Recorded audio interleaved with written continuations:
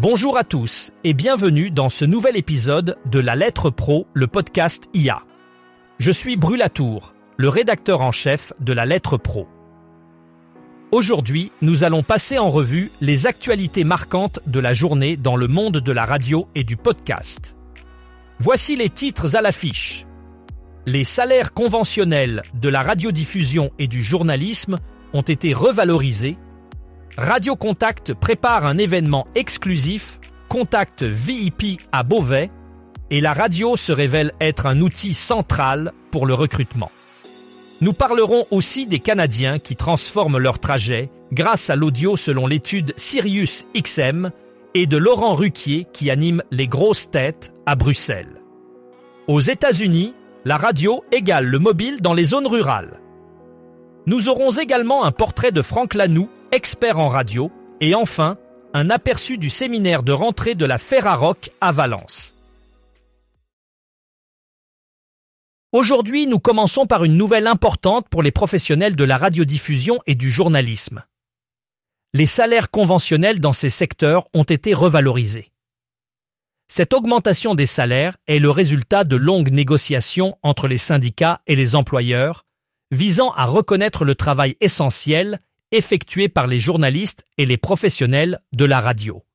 La revalorisation s'applique à différentes catégories de postes, incluant les techniciens, les animateurs et les journalistes, qui verront ainsi leurs conditions salariales s'améliorer. Cette décision est accueillie favorablement par les syndicats, qui soulignent l'importance de cette reconnaissance professionnelle. Elle constitue une avancée significative pour les travailleurs de la radio et du journalisme, souvent en première ligne pour informer le public. Radio Contact, la première radio régionale des Hauts-de-France, s'associe à la ville de Beauvais pour organiser un événement musical exceptionnel, le Contact VIP, prévu le vendredi 10 octobre à l'Hélispace. Cet événement musical s'annonce comme l'un des moments forts de l'automne dans la région. La programmation de ce concert est impressionnante, avec des artistes comme Vita'a, Marine, Bormin, Ebony et Adrian Verda, qui est le DJ résident de Radio Contact. Dès les premières minutes, ces talents chaufferont la salle pour offrir une expérience inoubliable. Ce Contact VIP vise à renforcer le rôle de Radio Contact en tant que radio de proximité dédiée à son public et à sa région. En partenariat avec la ville de Beauvais, cet événement enrichit l'offre culturelle locale et met en lumière Beauvais, capitale de l'Oise, au cœur des Hauts-de-France. C'est aussi une manière de remercier la fidélité des auditeurs qui font de Radio Contact la première radio de cette région. La radio joue un rôle de plus en plus central dans le domaine du recrutement. En effet, de nombreuses entreprises se tournent vers ce média pour attirer de nouveaux talents. Pourquoi ? Parce que la radio offre une portée locale importante, permettant de cibler une audience spécifique dans une région donnée. De plus, les annonces radio captent l'attention des auditeurs d'une manière unique, souvent plus directe et personnelle que les autres formes de publicité. Les recruteurs utilisent ce canal pour diffuser des messages clairs et engageants, souvent en collaboration avec des stations locales qui connaissent bien leur public. Cette approche permet non seulement d'atteindre un large éventail de candidats potentiels, mais aussi de renforcer la marque employeur. Dans un marché du travail compétitif, la radio s'impose comme un outil efficace et innovant pour le recrutement, offrant aux entreprises une plateforme pour se démarquer et attirer les meilleurs talents. Les Canadiens transforment leur façon de se déplacer grâce à l'audio, selon une récente étude de Sirius XM. L'étude révèle que l'audio joue un rôle central dans les trajets quotidiens des Canadiens, qu'il s'agisse de musique, de podcasts ou de livres audio. Près de 75% des personnes interrogées ont déclaré que l'audio rendait leur trajet plus agréable et moins stressant. Un autre point saillant de l'étude est que l'audio permet aux auditeurs de découvrir de nouveaux contenus et d'élargir leurs horizons culturels. De plus, l'accessibilité croissante des services audio via les smartphones et les voitures connectées a facilité cette transformation des habitudes de déplacement. Le rapport souligne également l'importance de la personnalisation, les auditeurs cherchant des contenus qui correspondent à leurs intérêts et préférences spécifiques.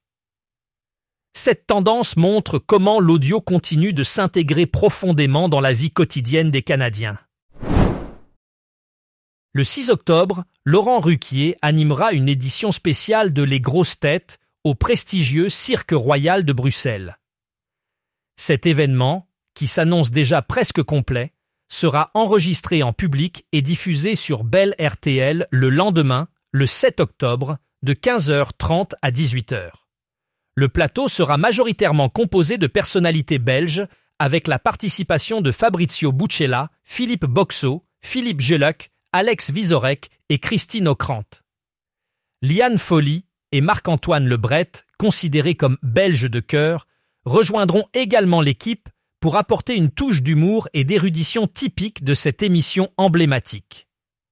Les auditeurs auront encore l'opportunité de gagner les dernières places pour assister à cet événement le 4 et 5 octobre en écoutant Bell RTL.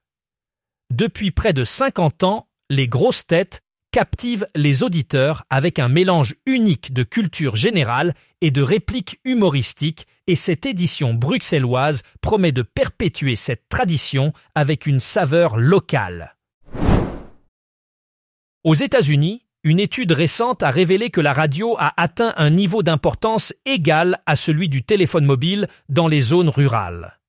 Cette découverte souligne l'impact continu de la radio comme un média vital pour les communautés rurales, souvent confrontées à des défis d'accès à Internet et de connectivité mobile. La radio offre une source fiable d'informations locales, de divertissement et de nouvelles, jouant un rôle essentiel dans le quotidien des habitants de ces régions. Elle permet de maintenir les communautés informées et connectées, même dans des zones où la technologie mobile peut être limitée. Ce phénomène met en évidence l'importance de la radio non seulement comme un outil de communication, mais aussi comme un vecteur de cohésion sociale, renforçant les liens entre les auditeurs et leur communauté locale. Dans un monde de plus en plus numérique, la radio continue de prouver sa pertinence et sa résilience. Franck Lanoux est une figure emblématique du monde de la radio, reconnu pour sa passion inébranlable et sa capacité à transformer ce média.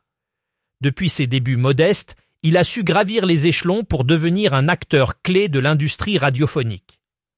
Son parcours est jalonné de défis qu'il a su relever avec brio, notamment en adaptant les stations de radio aux évolutions technologiques et aux nouvelles attentes des auditeurs.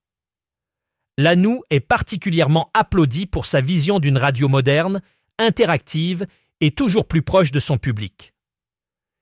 Il a joué un rôle crucial dans la mise en œuvre de stratégies innovantes qui ont permis à de nombreuses stations de se démarquer dans un paysage médiatique en constante évolution.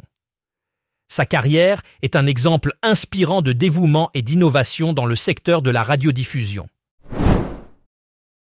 Le numéro 177 de la lettre pro de la radio met en lumière des sujets captivants pour les professionnels du secteur. En tête d'affiche, Jean-Éric Valli, président des Indés Radio, s'exprime sur les enjeux de l'appel d'offres de la Régie nationale, soulignant son importance pour l'avenir de l'industrie radiophonique.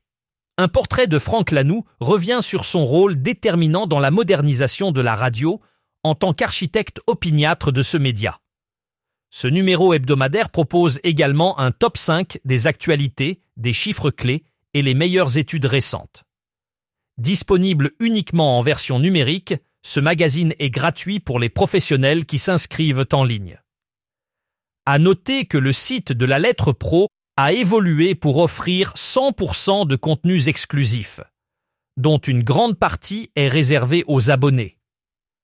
Les articles complets et les archives sont accessibles pour ceux qui choisissent de s'abonner, avec des options pour les entreprises souhaitant élargir l'accès à plusieurs collaborateurs. Franck Lanoux est un nom incontournable dans le domaine de la radio. Dès son plus jeune âge, il savait que ce média était sa vocation. À seulement 9 ans, il crée Radio Soleil dans son placard de lycéen à Versailles, en utilisant des cassettes que personne n'écoutera. Cette passion précoce pour la radio l'a conduit à rêver de devenir journaliste à Europe 1.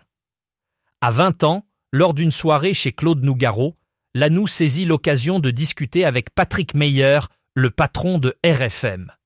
Impressionné par sa passion, Meyer lui offre une opportunité et Lanoux ne quittera plus cette maison. Ce début de carrière marque le commencement d'un parcours exceptionnel où il joue un rôle clé dans la transformation de la radio moderne, adaptant les stations aux nouvelles technologies et aux attentes changeantes des auditeurs. Franck Lanoux incarne la passion et l'innovation dans l'industrie radiophonique. La Ferrarock, une fédération qui regroupe des radios indépendantes, a organisé son séminaire de rentrée à Valence les 5 et 6 septembre 2025. Cet événement a réuni 23 radios membres pour échanger sur les enjeux et les défis actuels du secteur radiophonique. Les participants ont eu l'occasion de partager leurs expériences et leurs idées pour continuer à innover dans un paysage médiatique en constante évolution. Le séminaire a également permis de renforcer les liens entre les différentes radios, favorisant ainsi la collaboration et le soutien mutuel. Les discussions ont porté sur des thèmes variés, tels que les nouvelles technologies, la production de contenu et les stratégies de développement pour les radios locales. Ce rassemblement annuel est crucial pour la Ferrarock, car il permet de consolider la communauté des radios indépendantes et de réfléchir aux enjeux futurs du secteur.